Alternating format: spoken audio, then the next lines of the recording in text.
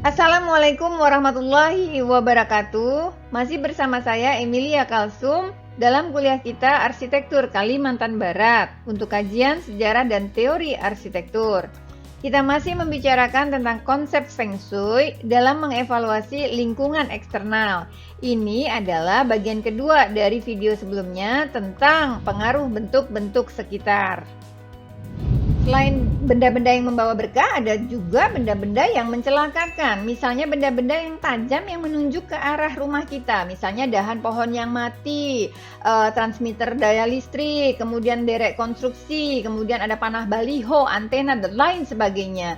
Nah, situasi yang paling buruk adalah ketika benda-benda tersebut, arah yang tajam tersebut menukik persis ke arah pintu depan rumah kita, atau jika kita berada di sebuah kamar, benda-benda tersebut mengarah kepada jendela kamar kita.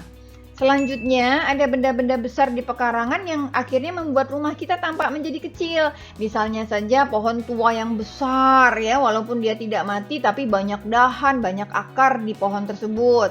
Kemudian ada tumpukan batu yang besar ya, kemudian ada lubang yang dalam. Ini juga menjadi bagian yang tidak baik ya. Biasanya mereka menjadi bersaing dengan rumah dalam konteks mendapatkan energi ya.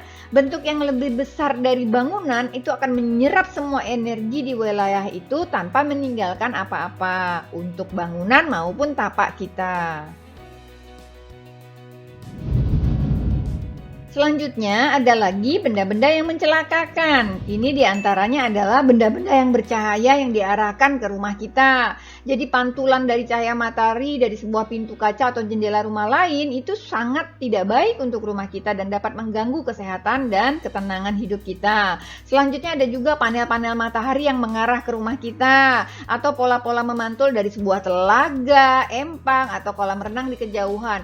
Hati-hati juga ketika kita akan membuat sebuah kolam di depan rumah, apakah kemudian nanti pantulan dari cahaya mataharinya itu bisa mengenai rumah kita. Itu juga perlu dipertimbangkan.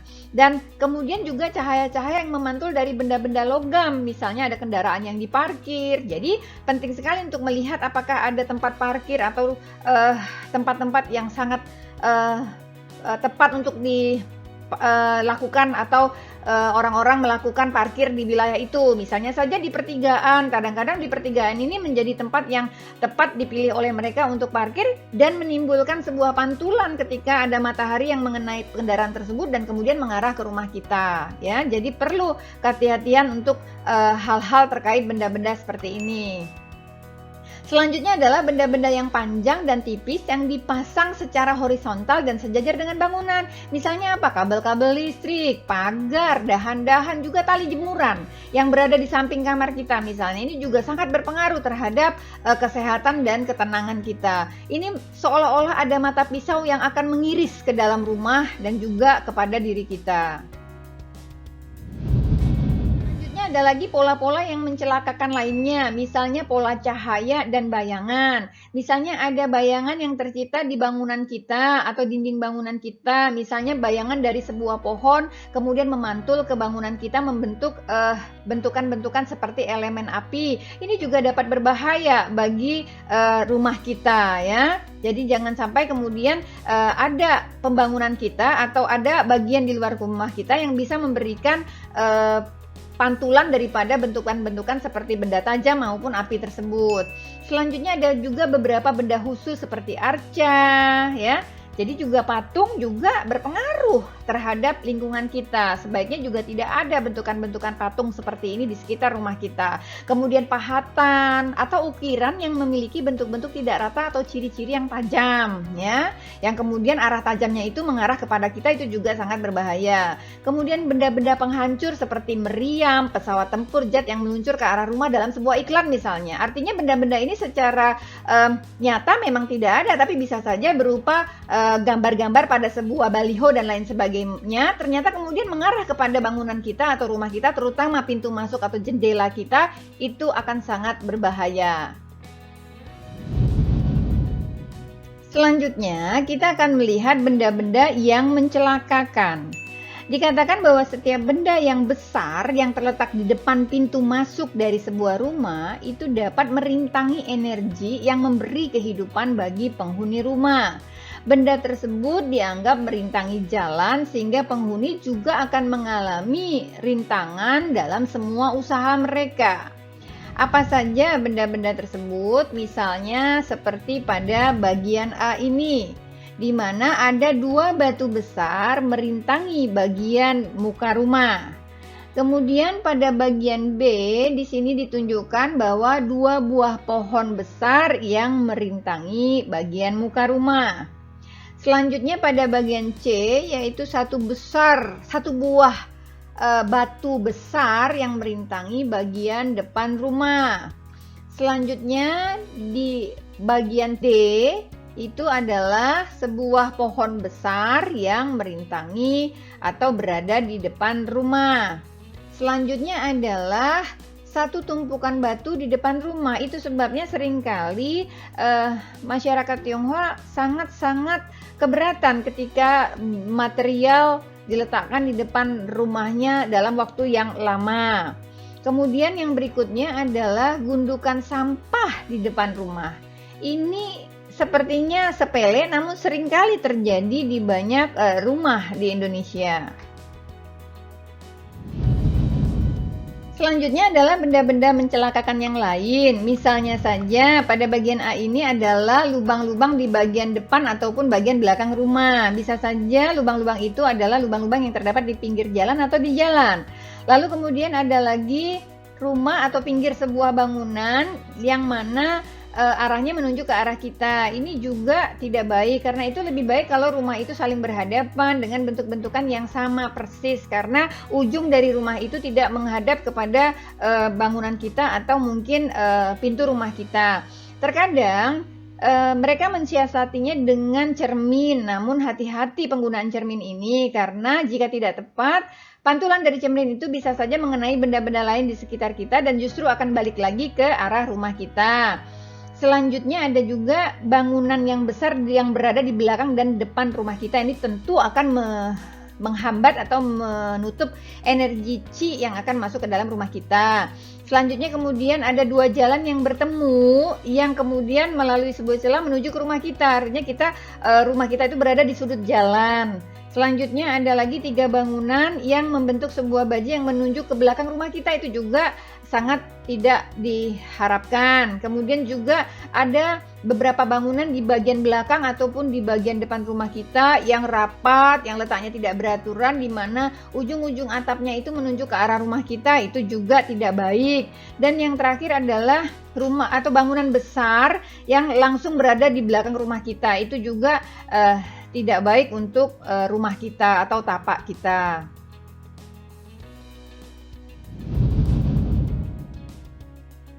Selanjutnya ada lagi bentuk-bentukan yang lain, misalnya bentukan 2 bangunan yang membentuk sebuah pola segitiga yang menunjuk ke bagian belakang rumah. Jadi artinya di dalam konsep Feng Shui sangat tidak baik banyak bangunan yang tidak beraturan berada di sekeliling kita, karena atap-atapnya atau ujung-ujung dari rumahnya akan mengarah kepada bangunan kita. Selanjutnya bangunan-bangunan yang berdekatan dengan bagian depan dan bagian belakang rumah kita. Kemudian ada 2 buah bangunan tinggi dengan sisi-sisi menunjuk ke arah rumah kita. Kemudian sebuah jembatan di depan rumah kita. Kemudian 2 bangunan tinggi di dekat rumah kita. Kita bagaikan dihimpit oleh bangunan tersebut seperti ada pisau yang membelah dari langit. Selanjutnya ada lagi pinggiran bangunan lain yang menunjuk ke arah sisi kita, baik sisi kiri maupun sisi kanan. Selanjutnya ada lagi pinggiran atap yang melandai dari bangunan-bangunan yang menunjuk kepada kedua sisi bangunan kita. Ini adalah benda-benda yang mencelakakan lainnya. Selanjutnya, ada pula pertimbangan-pertimbangan khusus terkait penempatan lokasi bangunan kita. Yang pertama adalah bangunan tempat usaha. Bahwa sebuah Feng Shui lokasi dari bisnis kita yang sifatnya netral, maka Feng Shui dari tempat tinggal sang pemilik akan menentukan keberuntungan daripada bisnis sang pemilik tersebut.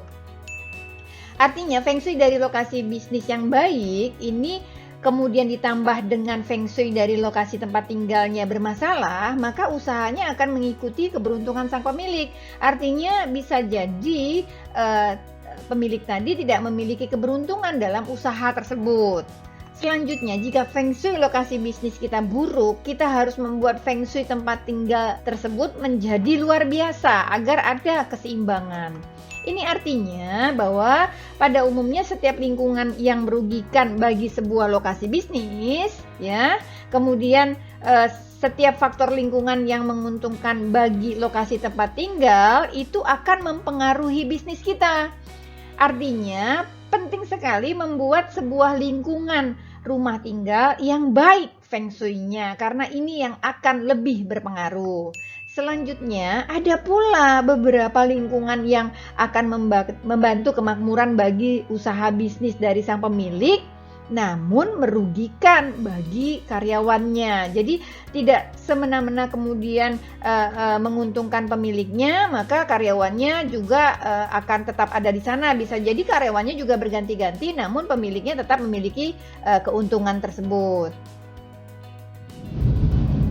Selanjutnya, pertimbangan untuk lokasi tempat usaha. Yang dilihat kemudian adalah lokasi bisnis eceran misalnya. Itu akan lebih baik berada di plaza perbelanjaan, kemudian di teras, balkon, tenda rumah, dan beranda gedung-gedung sekitarnya. Kemudian juga jalan-jalan dengan pola yang mengalir, atau tempat parkir yang besar di antara toko-toko dan jalan yang sibuk. Tapi meskipun jalannya sibuk, tempat usaha kita mestinya berada di sebuah lahan parkir yang besar, ya. Kemudian ada juga lokasi yang buruk untuk bisnis eceran, misalnya di sepanjang tepi jalan lalu lintas yang melingkar, kemudian di depan pintu masuk dari sebuah plaza, itu juga harusnya atau energi Qi-nya besar, atau mungkin lalu lintas yang modern, highway dan lain sebagainya, tentu tidak baik sama sekali. Kemudian sebuah jalan raya, lalu lintasnya padat dan cepat pula alirannya, kemudian didegang dengan atap yang ditunjang dengan tiang-tiang yang panjang atau tiang-tiang yang mudah tumbang. Ini juga tidak baik bagi usaha bisnis eceran. Selanjutnya, pertimbangan-pertimbangan khusus untuk tempat ibadah. Ini penting sekali karena tempat ibadah memiliki daya yang dahsyat sifatnya dan memiliki kekuatan yang kuat, ya. Jadi harus dipadu padankan dengan landasan dari para penghuni di sekitarnya. Kemudian di lingkungan permukiman, tempat-tempat ibadah ini sebetulnya berfungsi sebagai pusat komunitas, ya. Ada sebuah ikatan kedekatan dengan dunia sosial dan bisnis, ya, di mana ada hubungan profesional dan hubungan spiritual dan juga hubungan sosial. Itu sebabnya kekuatannya sangat dahsyat di wilayah-wilayah tempat ibadah ini. Nah, lokasi-lokasi tempat ibadah harus berlokasi di sebuah tempat yang patut menjadi tempat pemujaan daripada daya-daya spiritual, ya. Kemudian harus dibangun di sebuah wilayah yang sudah menyerap energi abadi dari langit dan bumi, sehingga tempat-tempat ini dapat membantu orang-orang di sekitarnya untuk memelihara tubuh dan pikirannya untuk mencapai sebuah pencerahan. Jadi artinya jika kita ingin membangun sebuah tempat atau lokasi peribadatan, kita harus memilih lokasinya dan juga harus dengan perancangan yang sangat tepat. Kemudian dalam perancangan ini kita akan membuat atau mempengaruhi aliran energi yang ada di sekitar tempat ibadah ini. Artinya kita bisa mencoba menjinakkannya, kemudian meneruskannya atau mengatur energi tersebut dalam rancangan-rancangan kita. Kemudian juga bisa dirancang dalam rangka untuk mengumpulkan energi sehingga perkembangan spiritual dari orang-orang yang tinggal di sekitarnya menjadi bisa lebih ditingkatkan. Jadi jika ingin merancang sebuah tempat ibadah, apapun itu, dari masjid kah, kelenteng kah, gereja kah, pura kan, dan lain sebagainya, harus memahami betul konsep-konsep feng shui terhadap rancangan baik dari tapak maupun bangunan tempat ibadah tersebut. Selanjutnya adalah tempat pemakaman. Penting sekali untuk melihat atau mempertimbangkan hal-hal khusus pula dalam hal lokasi atau letak-letak pemakaman ini. Karena pemakaman harus memiliki perlindungan yang sama seperti letak permukiman. Jadi harus ada kura-kura hitam, harimau putih, naga hijau, dan juga gagak merah. Itu sebabnya bentuk-bentuk makam daripada masyarakat Tionghoa sangat khas, seperti juga kursi dudukan daripada seseorang. Selanjutnya, kemudian jangan membuat sebuah makam dengan berpemandangan ke arah atau berada di dekat formasi-formasi yang merusak. Kemudian juga idealnya letak pemakaman tidak diletakkan di tempat yang mudah diterpa angin, ya, karena pengaruh angin tadi bisa saja mencapai atau masuk ke dalam sebuah lingkungan hunian, ya, energi Qi-nya tidak baik, ya. Selanjutnya perlu dibuat sebuah taman kuburan, ya, yang mana lokasinya ditiup oleh angin secara semusim saja. Kemudian tidak ada benda-benda bahaya juga atau benda-benda runcing, benda-benda tajam yang menunjuk ke letak permakaman. Sama prinsipnya seperti hunian. Permakaman juga harus dibuat dengan perlindungan-perlindungan seperti pada hunian atau tempat tinggal. Selanjutnya juga jangan ada pola-pola jalan yang merusak di sekitar taman, ya, atau jalan-jalan yang langsung menuju ke arah pemakaman tersebut. Kemudian juga jangan sampai pula ada jalan raya yang besar berada di pinggir taman kuburan tersebut. Selanjutnya batu-batu penjaga yang mirip dengan binatang atau benda-benda khusus ini juga sangat penting perletakannya agar tidak saling mengganggu satu sama lainnya. Nah, kita telah selesai bercerita tentang pengaruh benda-benda yang ada di sekitar tapak, kemudian lokasi tapak, dan seterusnya. Bagaimana selanjutnya tentang konsep yang lain, misalnya konsep perlindungan di dalam Feng Shui? Saksikan terus video-video selanjutnya. Assalamualaikum warahmatullahi wabarakatuh.